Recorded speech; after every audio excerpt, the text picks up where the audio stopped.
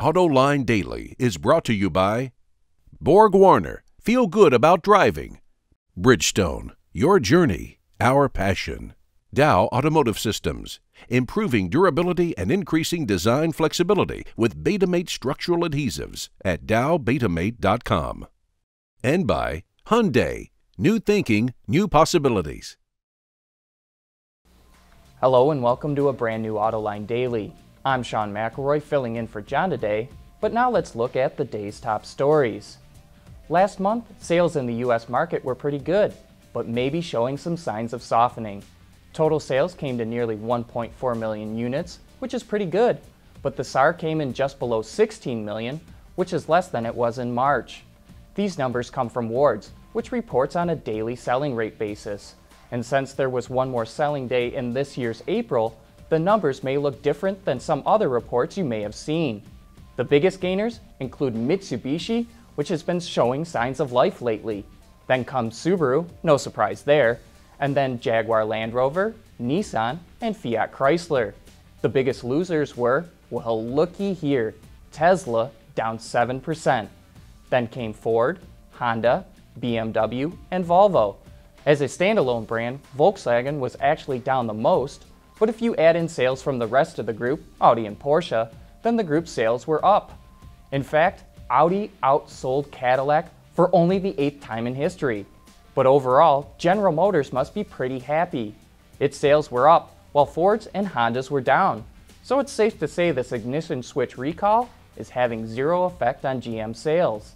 The Chevy Silverado also outsold the Ram pickup, but Chevy can't pat itself on the back just yet, because while Silverado sales were up more than 4% compared to a year ago, the Ram was up 10%. We'll have more reports in the days to come because there are other interesting developments that we can read into these numbers. Last month, former Hyundai Motors America president and CEO John Krafcik joined the board of directors of TrueCar, and he's already been promoted. Yesterday, the company announced that Krafcik is the new president of TrueCar. The company is getting set to begin an IPO, so it's not too surprising that it wants to have someone with experience running the company. With Toyota gearing up to release a fuel cell-powered vehicle in California next year, the automaker has announced it's helping to develop a hydrogen refueling network in the state. Toyota is teaming with First Element Fuel, which is run by former GM marketing chief Joel Iwanek.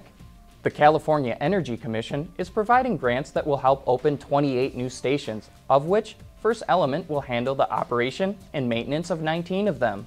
The state had also announced a $200 million program last year that aims to add 100 hydrogen stations over the next decade. You know, some people may find it unfair or even deceptive that some automakers will only display the highest miles per gallon rating in their ads. But now the Federal Trade Commission is looking to revise its 40-year-old guidelines that govern fuel economy claims. It wants automakers to specify whether the rating is city, highway, or combined in their ads. The FTC is taking comments on the possible change, but they must be received by July 10th.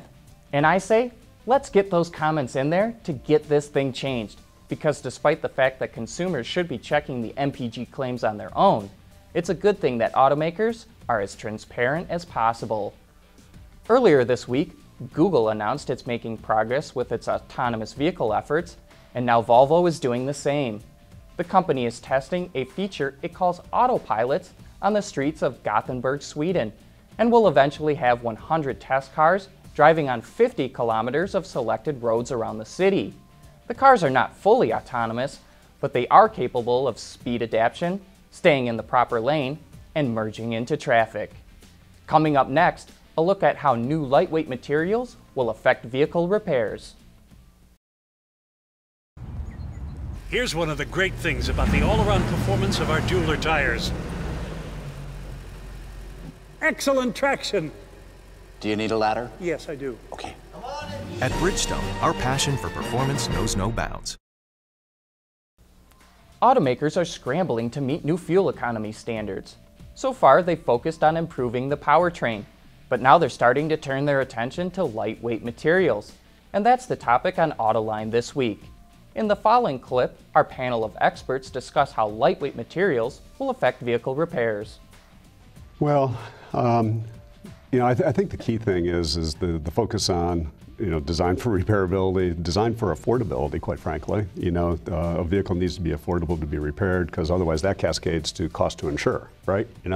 So I think that as an industry we have the wherewithal to get that proper information and the proper approach to getting all that done. It's just a matter of making that happen on the execution of the product development process and then the execution of the service strategy. And so that's what we're focused on. That's what we do.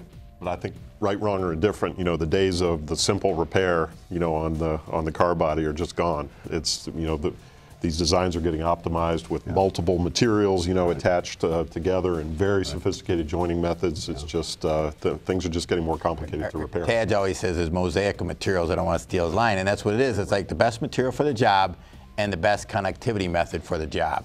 Right. And for all the way through, from manufacturing it in the plant, affordable, and then servicing it. So the trick from a service perspective is that vehicles were for a very long time mild steel, right? And when you look at a vehicle today, you can't really tell what's going on under the skins. Right. Okay, and so if the industry approaches that repair the way that they have for years, that's not a good approach. Okay, each vehicle, you talk like Honda, for example, they don't embrace adhesives. There's a variety of different joining technologies. There's a complexity of metals that are in the vehicles today. It's not just aluminum, it's not just steel. There's magnesium, there's carbon fiber being introduced. There's all sorts of stuff, right? And so the trick is that it's vehicle specific. You need to know exactly what's in that vehicle when it goes into the shop, because if you put heat to the wrong spot, it could destroy the integrity of the vehicle. And you may not even know it. It would not be visible. That's right. And you wouldn't even know it. It could go back out down the street. So you have to have that training. Right. So our whole deal is about complete and safe quality repairs for the ultimate benefit of the consumer, and that's why we're here. And I think there have been some predictions too that you'll see the further consolidation in these body repair operations, right? Because as the higher sophistication is required to do these repairs, you'll have these body shops sort of need to invest in this equipment to do the repairs. Well, it won't be a shade tree kind of operation. Yeah, I think the investment needs to be there. That doesn't necessarily require a large network of they call them MSOs in our industry, multi-shop operators. And it could be an independent shop, but they've made the commitment to the learning culture. They've made the commitment to the equipment, and that's what it's going to take in the future. Joining John for that discussion is Ed Moss, who engineers body structures for the Chevrolet Corvette, Randall Sheps, the marketing director at Alcoa, and John Van Alstyne, the CEO of an organization called iCar. As always, you can watch that entire show right now on our website, Autoline.tv. But that's a wrap for today's episode. Thanks for watching, and have a great weekend.